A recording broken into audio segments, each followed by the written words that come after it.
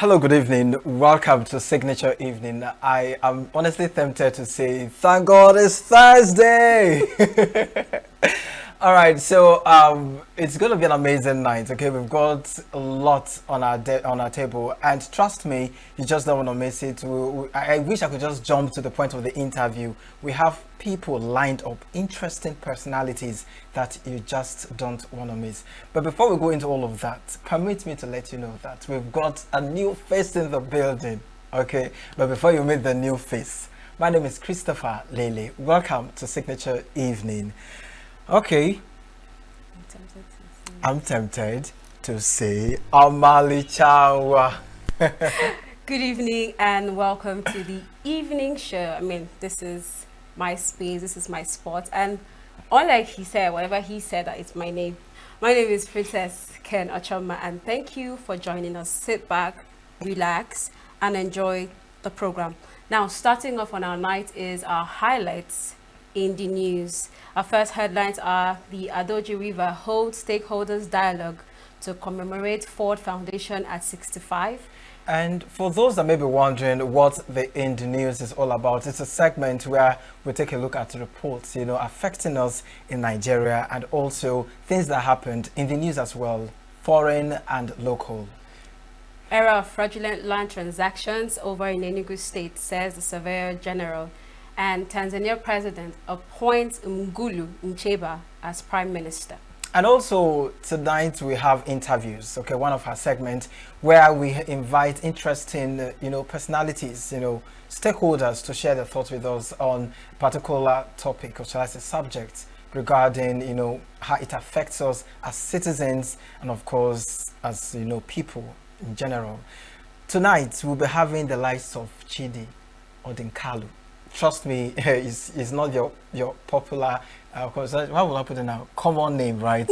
This guy is fire, and you don't want to miss it. Just stay with us and get to know what this interview is about. But before him, we'll be having somebody else to discuss something about, football. Tonight we have the Nigeria and Gabon.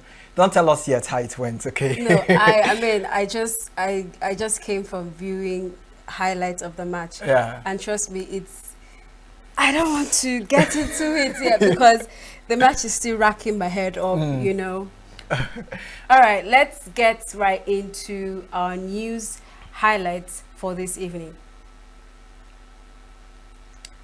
We're starting off our news with the Ada Ojiriver's speech with stakeholders. All right. The Enugu State government says the days of land grabbing and fraudulent allocations are over. Governor Peter Mba's administration has launched a digital survey management system, a reform designed to ensure transparency and protect landowners' rights. Correspondent Chinemere Mike Bunam reports that the system will also make land transactions faster, fairer, and more secure.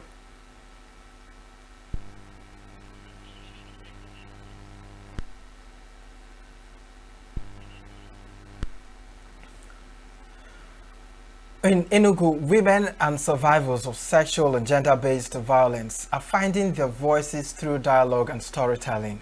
Non-governmental organization Ojiriver Optimal Communications brought key stakeholders together to mark Ford Foundation of West Africa's 65th anniversary, focusing on nation building through social justice and gender equality. Our correspondent who reports that the event also featured a documentary screening celebrating the resilience of women and the ongoing fight for inclusion and empowerment. A significant portion of Nigerian women and girls have experienced physical or sexual violence, with about 31% of women aged 15 to 49 suffering one form of abuse or the other. Ojiriver Optimal Communications, a women-led media advocacy organization, convened a one-day stakeholders dialogue and documentary screening to amplify the voices of sexual and gender-based violence survivors and rural women in Enugu, aligning with Ford Foundation's 65 years of promoting social justice in West Africa. Speaker of the Enugu State House of Assembly, Uche Ugu, who gave the keynote address, emphasized the need for people who experienced or witnessed abuse to speak out. Ugu explained that silence in the face of abuse is complicit, noting that courage begins when people begin to speak, act, and stand with the abused. It's not just a personal tragedy. I can agree with that. It is a violation of human rights. It is a public health crisis and a threat to nation building, development, and social justice. It affects men. It affects women. It affects boys, affects girls, but in different proportions. The Chief Executive Officer for the Hague Institute for Innovation of Law, Jude Ilo, said the issues of women's rights must be on the front burner of all times. He described the event as timely, stating that given proper treatment and attention to women issues, they find good leadership. That if anything is going to change in this country, in these states, in our communities, women will have to be the ones driving it. We're in an interesting time in this country. Across communities, people are going through difficult times.